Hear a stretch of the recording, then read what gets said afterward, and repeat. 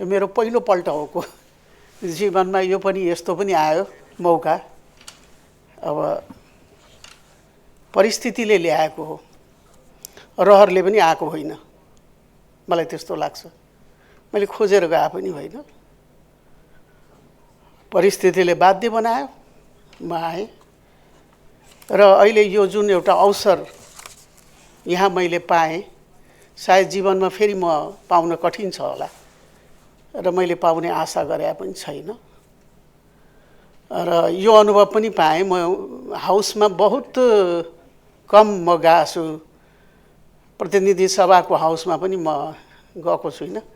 प्रधान न्यायाधीश भएपछि या न्यायाधीश भएपछि 9 वर्षसम्म मेरो अमूल्य समय थियो। त्यो समयको बिचमा त म कहिले जान पनि सकिनँ, जाने कुरा पनि आएन।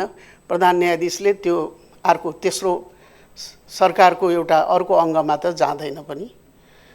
र आज यसलाई जीवनमा एउटा राम्रो अनुभव, जीवनमा एउटा यस्तो मोड आएकोमा मलाई यो समयले साथ दिएर यो आउनु परेको हुनाले मलाई खुसी लागेको छ।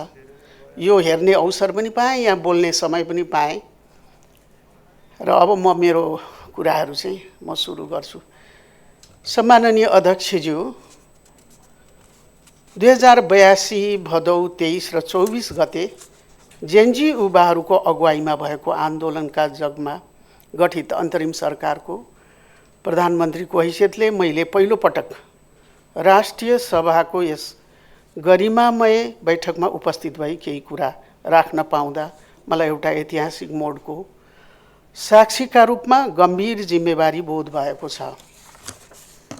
हालै सम्पन्न राष्ट्रिय सभाको निर्वाचनबाट निर्वाचित हुनुभएका सम्पूर्ण सदस्यहरूलाई बधाईसहित उपलब्धिमूलक कार्यकालका लागि हार्दिक शुभकामना व्यक्त गर्दछु। त्यस्तै आफ्नो कार्यकाल पुरा गरी बिदा हुन लाग्नुभएका माननीय सदस्यज्यूहरूमा बधाई ज्ञापन गर्दै आगामी सुखद जीवनको कामना गर्दछु। म प्रधानमन्त्री भएकै दिन अर्थात् 2082 भदौ 27 गते जेनजी आन्दोलनको भावना अनुरूप तत्कालीन परिस्थितिलाई सामान्यीकरण गरी मुलुकमा थप द्वन्द्व चर्किन नदिन र जनधनको क्षति रोक्न तथा राज्यलाई पुनः संवैधानिक लयमा फर्काउन 2082 फागुन 21 गते निर्वाचन गर्ने तत्कालीन प्रतिनिधि सभा विघटनका लागि सम्माननीय राष्ट्रपतिज्यूलाई सिफारिस गरेकी थिए। सोही सिफारिस बमोजिम प्रतिनिधि सभाको विघटन भएको र तोकिएको समयमा स्वच्छ, निष्पक्ष र विश्वसनीय वातावरणमा चुनाव सम्पन्न गरी जननिर्वाचित सरकारलाई शक्ति सुम्पन्न यो सरकार आतुर रहेको बेहोरा यस सम्मानित सदनमा जानकारी गराउन चाहन्छु। म यस सदनमा जेनजी आन्दोलनमा शहादत प्राप्त गर्नुभएका शहीदप्रति सम्मान प्रकट गर्दै शहीद परिवारमा पुग्न गएको अपूर्णीय क्षतिप्रति गहिरो दुःख व्यक्त गर्दछु। साथै आन्दोलनका घाइतेहरूको शीघ्र स्वास्थ्य लाभको कामना गर्दछु। यसअघि विभिन्न अवसरमा भनिसकेकी छु कि म कुनै शासकीय आकांक्षा बोकेर कुनै पदको लालसा लिएर प्रधानमन्त्री भएको होइन। बिथोलिएको संवैधानिक व्यवस्थालाई ट्र्याकमा ल्याउन र देशलाई सङ्कटबाट बचाउन परिवर्तनकामी भूमिका युवाको आग्रह राजनीतिक दलहरू र सम्माननीय राष्ट्रपतिज्यूसँगको छलफलका आधारमा विषम परिस्थितिमा मैले प्रधानमन्त्रीको जिम्मेवारी लिएकी हुँ। सम्माननीय अध्यक्ष महोदय, भदौ 23 र 24 गते जेनजी युवाहरूको नेतृत्वमा भएको विद्रोह हाम्रा शासकहरूमा युवा आकांक्षाको व्यवस्था, मुलुकमा व्याप्त भ्रष्टाचार, राज्य सञ्चालनमा देखिएको संवेदनहीनता विरुद्धको चेतनाको प्रतिबिम्ब थियो। संविधानको मर्म र भावना बमोजिम सुशासन, समृद्धि र विकासको क्षेत्रमा भएका कमी कमजोरी र त्यसबाट सृजित असन्तोष, अभाव वा उपेक्षाको कारणले यस आन्दोलनको जन्म भएको कुरालाई हामीले स्वीकार गर्नुपर्दछ। उक्त आन्दोलन वर्तमान संविधानले परिकल्पना गरेको सङ्घीय गणतन्त्रात्मक शासन प्रणाली, नागरिक स्वतन्त्रता, मौलिक अधिकार र सुशासन लगायतका लोकतान्त्रिक मूल्य मान्यतामा हामी खरो उत्रन नसक्नुको परिणाम पनि हो। यो विद्रोह यस्तो ऐना हो जसमा हामीले हाम्रा आफ्नै शासकीय त्रुटिहरू र आचरणगत कमजोरीहरू देखिएका छौँ। सूचना प्रविधिमा भएको चमत्कारिक विकासको बारेमा जानकार नेपाली युवा पुस्ताले आफ्नो मुलुकमा पनि राज्यका स्रोत साधन र अवसरमा समान पहुँच, रोजगारी र गुणस्तरीय जीवनको आकांक्षा राखेको छ। यी आकांक्षा केवल युवाका मात्र होइनन्, बरु नेपालको आर्थिक रूपान्तरणका अनिवार्य शर्त हुन्। तसर्थ ती आकांक्षा पूरा गर्न राज्यका तीनै अङ्गहरू कार्यपालिका, व्यवस्थापिका र न्यायपालिकाका जिम्मेवार भई लागि पर्न निकै ढिलाइ भइसकेको छ। यही कारण हामीले ठूलो क्षति बेहोर्नु परेको छ। वर्तमान सरकारले जेनजी आन्दोलनमा मृत्युवरण गरेका योद्धाहरूलाई शहीद घोषणा गरी सम्बन्धित परिवारलाई राहत उपलब्ध गराउनुका साथै घाइतेहरूको उपचार तथा जीविकालाई प्राथमिकता दिएर काम गरेको छ। आन्दोलनका मागहरूलाई सम्बोधन गर्ने गरी सरकार र आन्दोलनकारी प्रतिनिधिबीच मुलुकको राजनीतिक दिशा बदल्ने ऐतिहासिक सम्झौता सम्पन्न भएको छ। सार्वजनिक निकायका काम कारबाहीलाई पारदर्शी र उत्तरदायी बनाई भ्रष्टाचार न्यूनीकरणमा पूर्ण प्रतिबद्धताका साथ सरकार लागि परेको छ। भ्रष्टाचार न्यूनीकरण सम्बन्धी रणनीतिक योजना तथा प्रविधिमा आधारित सुशासनको मार्गचित्र तयारीको कार्य अन्तिम चरणमा पुगेको बेहोरा यहाँ अवगत गराउन चाहन्छु। 2082 फागुन 21 गते हुन गइरहेको प्रतिनिधि सभाको निर्वाचनका लागि उम्मेदवारको मनोनयन सम्पन्न भई राज्यका स्रोत साधन निर्वाचनमा केन्द्रित गरिएको छ। आन्दोलनका क्रममा लुटिएका हतियारहरूमध्ये अधिकांश बरामद भइसकेको र सुरक्षाको पूर्ण प्रत्याभूति गरिएको छ। एकीकृत निर्वाचन सुरक्षा स्वीकृत गरी कार्यान्वयनमा ल्याइएको छ। सबै सुरक्षा संयन्त्र परिचालन सुनिश्चित गरिएको छ। चुनावमा देखिएको राजनीतिक दल तथा विभिन्न उम्मेदवारहरूको सहभागिता तथा जनतामा देखिएको उत्साहले नेपाली जनताको लोकतान्त्रिक प्रतिको आस्था, विश्वास, भरोसा अनि प्रतिबद्धतालाई दर्शाइएको छ। यो निर्वाचन केवल सदनमा जनप्रतिनिधि पठाउने एउटा नियमित प्रक्रियाको अङ्ग मात्र होइन, बरु यो त नेपाल राष्ट्रको नयाँ राजनीतिक संस्कृतिको प्रस्थान बिन्दु बन्नु पर्दछ भन्ने मेरो सविनय आग्रह छ। तसर्थ निर्वाचन आचार संहिताको पूर्ण पालना गरी आगामी निर्वाचनलाई स्वच्छ र भयरहित वातावरणमा सम्पन्न गर्न म यस सम्मानित सदन मार्फत सबै पक्षसँग हार्दिक अपील गर्दछु। परिस्थितिलाई सामान्यकरण गर्दै निर्वाचनका लागि यो वातावरण बनाउन सङ्घीय सरकारका अवयवका साथै प्रदेश र स्थानीय सरकार, निर्वाचन आयोग, राजनीतिक दल, जेनजी आन्दोलनका अगुवा तथा प्रतिनिधि, नागरिक समाज, कूटनीतिक समुदाय, सञ्चार माध्यम सबैको सहयोग र सद्भावले सम्भव भएको हो। यसका लागि सम्माननीय अध्यक्ष मार्फत सबै पक्षको यसखालको सुझुजको म उच्च सराहना गर्दछु। आज हामीले सदाचार नीति सम्बन्धमा छलफल गऱ्यौँ। यो भविष्यमा भ्रष्टाचार शून्य नेपाल बनाउने महत्त्वपूर्ण दस्तावेजका रूपमा आउनेछ भन्ने विश्वास लिएकी छु। तर सदाचार भन्ने कुरा कुनै भाषण, प्रवचन वा दस्तावेजका सुन्दर अक्षरहरूको सजावटले मात्र कायम हुने होइन। यो हामी प्रत्येक सार्वजनिक पदाधिकारीको आचरण र व्यवहारमा प्रदर्शन हुनुपर्ने विषय हो। जेनजी आन्दोलनका युवाहरूले उठाएको मूल मुद्दा नै भ्रष्टाचार सहित रहित समाज, सुशासन, सदाचार नै हो। यो सरकार गठन भएपछि मितव्ययितालाई हामीले प्रमुखताका साथ अङ्गीकार गऱ्यौँ। तसर्थ स्रोत साधनको दुरुपयोग धेरै हदसम्म रोकिएको छ। हामीले अनावश्यक सुविधा लिएका छैनौँ। सार्वजनिक निकाय र नियमकारी संस्थाहरूले कानुन बमोजिम गर्ने काममा कुनै प्रकारको अवाञ्छित दबाब दिएका छैनौँ। पूर्ण रूपमा व्यावसायिक स्वतन्त्रताका साथ ती निकायहरूले काम गरिरहेका छन्। त्यसका केही परिणाम अहिले देखिएका छन्, केही दीर्घकालमा देखिने गरी हामीले जग बसालेका छौँ र यस वर्षका घटनालाई पाठको रूपमा लिँदै आगामी दिनमा कसैले पनि सुशासन कायम होस् भनेर नागरिकले सडकमा आउन नपरोस् भन्ने हामी सबै सधैँ सचेत हुनुपर्दछ। यसका लागि सत्ताको मोहमा मग्न हुने होइन, विधिको शासनप्रति हाम्रो निष्ठा अटुट हुनुपर्दछ।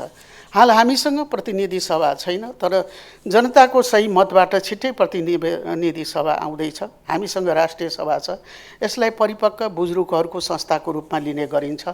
देशको हितमा परिपक्व र विवेक सम्मत भूमिका खेल्ने यस स्थायी सदनबाट प्राप्त हुने निर्देशनहरूलाई सरकारले सिरोपर गर्नेछ। अन्त्यमा मेरो छोटो कार्यकालको यो अन्तिम चरणमा म के विश्वास दिलाउन चाहन्छु भने हामीले भत्किएका संस्थाहरूलाई सुव्यवस्थाले जोड्नेका छौँ र एउटा नयाँ आशाको बिउ रोपेका छौँ। मुलुकमा व्याप्त भ्रष्टाचार, दण्डहीनता र अन्याय जस्ता संरचनात्मक कारणहरूको निवारणको लागि सबै निकाय एकजुट भएर लाग्न ढिला नगरौँ भन्दै साथै म एउटा यहाँ उठेको कुरामा म एउटा आफ्नो अवधारणा राख्न चाहन्छु। यहाँहरूलाई थाहा होला कि 27 गते मेरो शपथ ग्रहण मैले गरेँ, नियुक्ति भयो। त्यसपछि केही समय मन्त्री परिषद गठन नै भएन, किनभने हाम्रो त पोलिटिकल पार्टीको त होइन, पोलिटिकल पार्टीको आफ्नो सर्टेन मेम्बरहरू हुन्छ, हामीले त बाहिरबाट खोज्नुपर्ने अवस्था आयो इन्ट्रिम गभर्मेन्टको निम्ति। त्यसमा चाहिँ जेएनजीको ठुलो एउटा प्रेसर थियो हामीलाई, जेएनजीको मान्छेहरू ल्याऊ मन्त्रीमा भनेर आयो त्यसकारको। त्यसमा महावीर पुनको नाम आयो, त्यसपछि कुलमान घिसिङका नामहरू उनीहरूले प्रेसर गरे, हामीले त मान्नुपर्ने अवस्था पनि थियो तत्काल। त्यसपछि धेरैको नामहरू चाहिँ आयो, त्यसमध्येको केहीलाई हामीले चाहिँ मन्त्री परिषदमा आयौँ। त्यो बेलामा तत्तत व्यक्तित्वहरूले आउन मान्नुभएको थिएन मन्त्री परिषदमा, तर जेएनजीको प्रेसर के थियो भने यिनीहरूलाई तिमीहरूले लिनै पर्छ, कुलमानलाई लिनै पर्छ, पुनलाई लिनै पर्छ र अरू सञ्चार मन्त्री यिनीहरूलाई पनि लिनै पर्छ भन्ने खालको आवाज आयो। र हामीले हात जोडेर, मैले नै स्पेसली अरूलाई त म भन्दिनँ, मैले नै स्पेसली हात जोडेर जति दिन तपाईँहरू बस्ने हो बसिदिनुहोस्, किनभने जेएनजीको प्रेसर छ, त्यो नभई हुँदैन। त्यसमा बब्लु गुप्ता भन्ने पनि जेएनजीबाट आयो त्योहरू। अब उनीहरू सञ्चार मन्त्री गएका र बब्लु यिनीहरू अब अलिक लोकप्रिय टाइपका मान्छे पनि हुन्, यिनीहरू पोलिटिक्समा जाने मान्छे हुन् भन्ने हामीलाई थाहा पनि थियो। बैमानी त्यहाँनिर हुन्छ जहाँ सरकारमा बसी कोही चुनाव लड्छ भने त्यो इन्ट्रिम गभर्मेन्टमा बसेर बैमानी गर्यो भन्न सकिन्छ, तर सरकारै छोडेर गइसकेको व्यक्ति जसलाई हामीले वर्ड्स पनि दिएको छ, जुन दिन तिमी सरकार के अरे चुनावमा जान्छौ त्यो दिन राजीनामा गरेर जाऊ, हामी बिदाई गरिदिन्छौँ, केही छैन। तर जति दिन बस्नुपर्ने हो त्यो जेएनजीको भोइसको कारणबाट भनेर अझ उसलाई त पुनलाई त एक प्रकारले अँगालो हालेर सुदन गुरुङले लिएर आयो, ऊ त किताब बेच्दै सडकबाट उठाएर लिएर आएको हो भने त्यो। अनि मलाई लाग्दैन कि अब कोही गयो, जस्तो सञ्चार मन्त्री योङ छ, बबुल गुप्ता योङ छ, अब यिनीहरूले चाहिँ के भने अहिलेको यो परिवर्तित उसमा उनीहरू जेएनजी टाइपको भएको हुनाले अब तिनीहरूले चुनावमा जान पाउँदैनन् भन्ने मलाई त त्यो त लाग्दैन। र खासमा भन्ने हो भने दोष लाउनुहुन्छ भने मलाई दोष लाउनुहोस्, उनीहरूलाई दोष नलाउनुहोस्, किनभने मैले त्यतिखेर सरकार बनाउनैको लागि पनि वर्ड्स दिएको थियो कि तिमीहरू जुन दिन, कुलमानजीलाई पनि भनेको थियो जुन दिन तपाईँहरू जाने हो त्यो दिन चाहिँ म बकायदा तपाईँहरूलाई चाहिँ बिदाई चाहिँ म गर्छु, तपाईँहरू जानुहोस् आरामसँग चुनाव लड्नुहोस् भनेर चाहिँ मैले भने पनि हो। त्यस कारण मलाई लाग्दैन कि उनीहरूले चाहिँ बैमानी गरे, यो गरे, पोलिटिकल ऊ गरे भन्ने त खासमा त्यो भन्नु बेकार छ। उनीहरूको लाइफ छ, उनीहरूको आफ्नो जीवन हो, उनीहरूको आफ्नो उमेर छ, राजनीतिमा जान सक्ने उनीहरूको संस्कार छ। त्यस कारण तिनलाई त्यसरी गए भन्दैमा मैले यहाँहरूलाई खुलाइदिएँ कि मैले नै वचन दिएको हो। जेएनजीको प्रेसर थियो ल्याउनै पर्ने, उनीहरूको प्रेसर थियो हामी चाहेको बेलामा निस्केर जान्छौँ भनेको थियो। त्यसकारण उनीहरू गए। अब आजसम्म उनीहरूको कुनै सम्पर्क पनि छैन मन्त्रीमण्डल परिषदसँग, आएर कुनै कुरोको माग पनि गरेका छैनन्। आजसम्म हामीसँग कुनै टेलिफोनमा कन्ट्याक्ट पनि छैन। उनीहरू निर्वाचनमा गए, चुनावमा अब उनीहरू भाग लिएका छन्, मलाई अन्यथा भनिरहनु पर्छ भन्ने जस्तो पनि लाग्दैन। जहाँसम्म पुन्जी हो, पुन त रिसाएर हिँड्नुभएको, 2-4वटा कानुन बनाउन भन्नुभएको थियो, ती कानुन राम्रै थियो, तर हामीले यो छोटो समयमा त्यो कानुन बनाएर उहाँलाई चाहिँ सहयोग गर्न हामीले सकेनौँ। त्यो कानुन मुलुककै लागि थियो, तर हामीले सकेनौँ उहाँलाई सहयोग गर्नलाई। अनेक परिस्थिति हुन्छ, सबै कुरो हुँदैन। त्यसै कारण अब राइट हो, आफ्नो व्यक्तिको राइट हो, को राजनीतिमा जान्छ जाँदैन। त्यस कारण त्यहाँ भन्नु पनि बेकार छ कि एउटै पोलिटिकल पार्टी, यो अभियोग पनि आयो कि यो त राष्ट्रिय स्वतन्त्र पार्टीको हो भनेर। राष्ट्रिय स्वतन्त्र पार्टीमा 2 जना गए, कुलमानजीको आफ्नै पार्टी हो त्यो। अब पुनजीको चाहिँ महावीर पुनको पार्टी नै छैन भनेपछि एउटै पार्टी, सबै मान्छे राष्ट्रिय पार्टीमा स्वतन्त्र पार्टीमा गए त होइन। र हामीहरू कसैसँग त्यस्तो कन्ट्याक्ट पनि छैन। यो गलत हो, यो गलत भाष्य हो। आफ्नो आफ्नो राइट हो। चुनावमा कसैलाई हामीले सबैलाई सोध्यौँ, तपाईँहरूको एनीबडी यु निड भनेर पनि सोध्यौँ हामीले। कोही तपाईँहरू जानुहुन्छ भने नजानेहरू बसे, जसलाई पोलिटिकली कुनै इन्ट्रेस्ट थिएन। हामीलाई थाहा थियो यसलाई इन्ट्रेस्ट छ, यो उसलाई चाहिँ इन्ट्रेस्ट छ भन्ने थाहा हुँदाहुँदै जेएनजीको प्रेसरमा उनीहरू आएका हुन्, आए गए, बकायदा गए। अहिले सम्पर्क पनि छैनन्। हामीले खाँदा ओडाएर जति दिन तिमीहरूले चिया खाएर यहाँ काम गर्यौ, मात्र चिया खाएर काम गरेका छन् तिनीहरूले। हद्द भएको मन्त्रालयको 2 कप चिया खाएको होला दैनिक। तिमीहरू गए, धन्यवाद, हामीले पठाइदिएको। मैले यति भन्दै यहाँ मैले अन्त्य गरेँ। आज मैले बोल्न पाएकोमा खुसी छु। धन्यवाद छ। यो मौका पाएँ। फेरि यस्तो मौका पाउनु बहुत गाह्रो छ, कठिन छ। म आशा पनि गर्दिनँ, म त्यो क्षेत्रको मान्छे पनि होइन, मेरो नेचर पनि त्यो होइन, मेरो कल्चर पनि होइन, म पोलिटिकल पार्टीमा कहिले रहेको मान्छे पनि होइन।